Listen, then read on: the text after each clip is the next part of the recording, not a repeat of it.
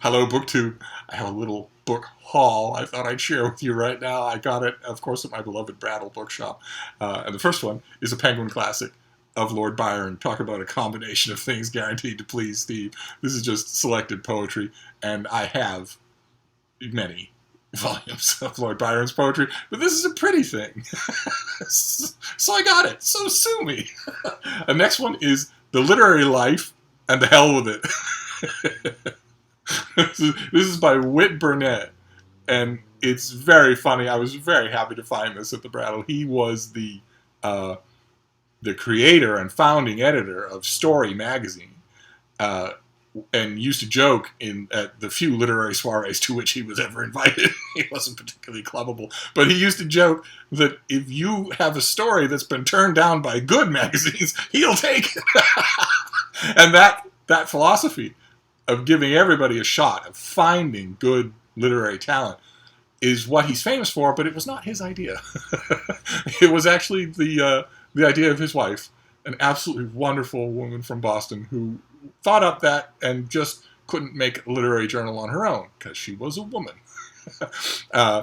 There's never been a biography of either one of them. There are precious few literary histories of their period, and Story magazine has transmogrified, out of any recognition of what it used to be. But if you should see this book, it's unlikely. If you don't have a Brattle bookshop in your town, and there's only one, so you don't. If you should ever see this book, it is absolutely wonderful company to read. It's just full of wonderful stories. Then the next one is Franz Liszt. This is by Alan Walker, and this is the Virtuoso Years. This is one volume in his multi-volume biography of Franz Liszt, and I bought it because Yale University Press is coming out with a one-volume biography of Liszt, and I don't know if I've talked about it on this channel or not, but my initial read of it left me a bit lukewarm, whereas this is brilliant, and I was happy to see it, so I will be,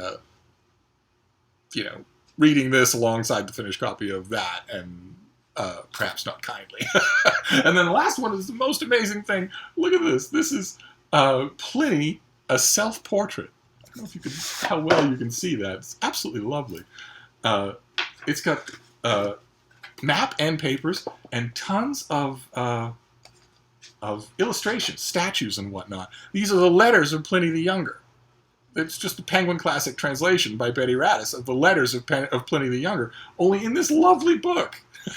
It's not in some, ratty old Penguin Classic. It's this Folio Society hardcover in a slipcase. And Pliny's letters, I cannot recommend them highly enough. They come to life. They bring the whole of the first century to life. He was a functionary in the empire of the Roman Emperor Trajan, and he's perhaps most famous for being the nephew of Pliny the Elder, who died in the eruption of Mount Vesuvius. He died on the coast near the cities that were being buried by Mount Vesuvius.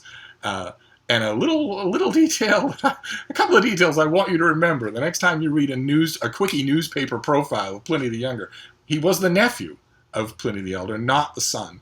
And Pliny the Elder wasn't going to the shore because he was a natural historian who was curious about Mount Vesuvius. You don't sail towards an erupting volcano because you're curious about it. He was the military governor of the province. He was bringing warships to the shore to evacuate people before they were killed. He died there on the beach. But it's too often in magazine articles I read that he was just this feckless dilettante who sailed towards Mount Vesuvius because he was curious about the natural history of eruptions. Please, somebody tells that to you, smack him. And there you have it. That's a little Brattle book haul for you. And I'll get back to normal tomorrow. Thank you, BookTube.